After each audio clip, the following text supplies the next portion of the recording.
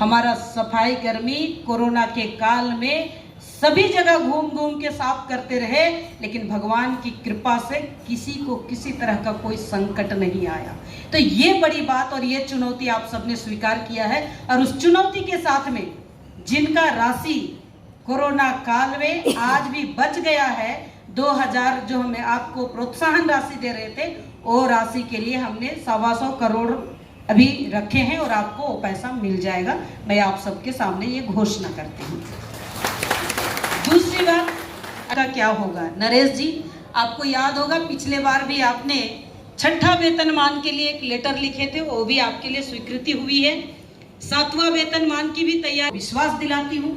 और बाकी जो यहाँ जो अनुकंपा पर आए हैं, ऐसे अनुकंपा पर मैट्रिक पास किए हैं, ऐसे लोगों का भी लिस्ट कंप्लीट हो गया है और जिला प्रशासन को लिस्ट चला गया है। जिनका मैट्रिक पास नहीं है, नॉन मैट्रिक है, उनके लिए कोई नियम अभी तक नहीं बनी है। उसका भी प्रयासरत है कि अगर नियमावली बन जाएगी तो वो भी उनके लिए भी प्रयास किया जाएगा। तीसरी बात आप लोगों ने डिमांड किया है कि संविदा आधारित जो भी व्यक्ति है उनका कैसे हो सकता है, ये कहीं ना कहीं इस पर भी हमारी विचार चल रही है।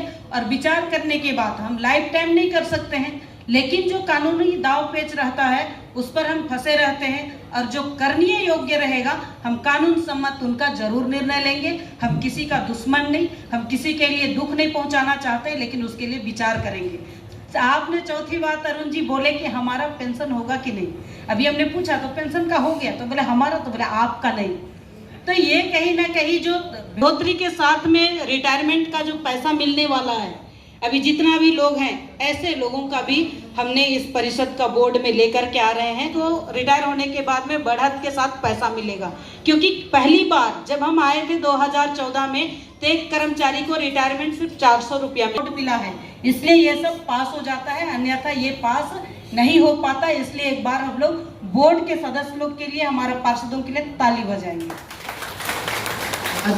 और आगे मैं इतना कहना चाहती हूँ, आज जो रांची में मोहल्लों में आपने बहुत सुंदर से काम कर रहे हैं, तालाब इतना सुंदर हो गया। अभी भी एक महापौर सम्मेलन होने वाला है 19, 20 और 21 को, तो अपने डिप्टी मेयर वहाँ एक प्रेजेंटेशन देने वाले हैं कि हम जल संरक्षण में सबसे बड़ा काम कर रहे हैं। और वो जल संरक्षण क्या है कि हमने पहले का तालाब और अभी का तालाब, वाटर हार्वेस्टिंग में हमने काम किया, क्या कर रहे हैं, बड़ा तालाब में स्टीपी लग रहा है उस पर हम काम कर रहे हैं, सीवरेज ड्रेनेज की काम कर रहे हैं वो हमने कर रहे हैं। तो ये कहीं ना कहीं हमारा राज्य का परिवर्तन है। हमने चंडी पाठ से लेकर के जूता साफ करने तक का काम रांची नगर निगम किए है। मेरा सफाई कर्मी को अगर आप देखेंगे तो कितना गंदा पानी रहता है, उसमें घुस करके वो कचरा निकालते हैं। ये बड़ी बात है कि हम कहां से कहां पहुंच गए। आज ये परिवर्तन जिस आपने देखा होगा, हम पुराना बिल्डिंग में आए, जिस तरह से जर्जर अवस्था थी, कब गिरेगा कोई नहीं जानता था। जिस जगह में बैठी थी बारिश हुआ तो सामने में गिर गया, फिर उनको रिपेयरिंग करना पड़ता था। तो सुंदर बनाने के लिए सोचना पड़ता था। और उस थे तब उनको बैठाने के लिए हमको सजाना पड़ा था अपना चेंबर को कि हाँ महापौर के यहाँ आ रहे तो उनका स्वागत बढ़िया से हो। लेकिन अब का जो हमारा नगर निगम का ये बिल्डिंग है, तो हम सबको बैठने के लिए, हम सबको कार्यक्रम करने के लिए किसी से भाड़े में लेने की आवश्यकता नहीं होती है, टेंट लगाने की आवश्यकता नहीं होती है। और आज जिस तरह हम हर चौतरफा आगे बढ़ रहे हैं, कई तरह का नियोजन का तैयारी भी कर रहे हैं। वेंडर में बैठने वाले लोगों के लिए आपने इतना सुंदर वेंडर का मार्केट बनाया, जो पूर्वी भारत यानी भारत में अगर देखा जाए तो रांची नगर निगम ने अटल वेंडर मार्केट को स्थापित किया है।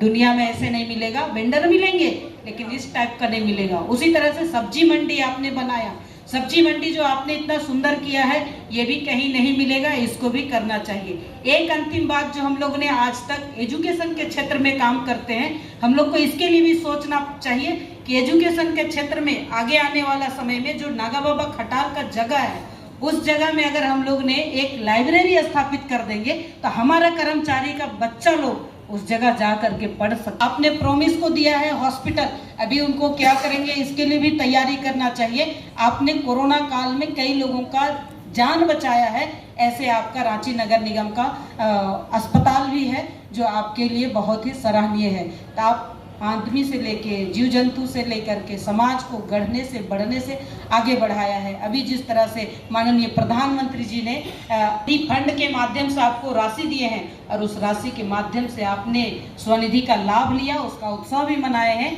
देश में आपने दूसरा स्थान प्राप्त करते हैं, ये बड़ी उपलब्धि रांची नगर निगम को प्राप्त होता है। तो ये कहीं ना कहीं हमारे लिए और आपके लिए जो सराहनीय कदम है उसको कोई नहीं रोक सकता है। तो इतना काम आपके पास में है और आपने बहुत अच्छे से काम किया है, ये सराहनीय है। और आज के दिन में आप जहां भी खड़े हैं, रांची नगर निगम का नाम सर्वोपरि है। मैं तो कल भी सचिवालय गई थी शिक्षा परियोजना का बैठक में, और उस समय जब हम बैठे थे तो हमें एक ध्यान आया कि एक बार नगर विकास विभाग भी जाना चाहिए कि हम नया क्या कर सकते हैं। और जिस तरह से आज रांची नगर निगम आगे बढ़ रही है, हर लोग इधर से देख रहे हैं और बोलते भी हैं कि जो काम निगम करती है उसको पूरा राज्य एडॉप्ट करता है। इतना ही नहीं, राज्य सरकार भी उसको अपने में लेती है और पूरे जगह उसका नियम बना करके वहाँ काम करा रही है। तो ये रांची नगर निगम का उपलब्धि है। तो आप सब लोगों ने आज स्थापना दिवस में आए हैं, आपका मेहनत, आपका कर्म, आपका लगन आज यहाँ रंग लाया है। आप बहुत हर्षोल्लास के साथ में त्योहार मनाते आ रहे हैं। कुछ दिन बाद दुर्गा पूजा भी है, फिर दीपावली है, छठ है, तमाम दिवस आने वाले हैं। और इन सब शुभकामना के साथ आप अलग अलग फील्ड में भी काम कर रहे हैं, किसी को ट्रेनिंग दे रहे हैं, किसी को प्रोत्साहित कर रहे हैं, हर क्षेत्र में, हर फील्ड में आप काम कर रहे हैं। तो हर क्षेत्र में रांची नगर निगम आगे बढ़ रही है।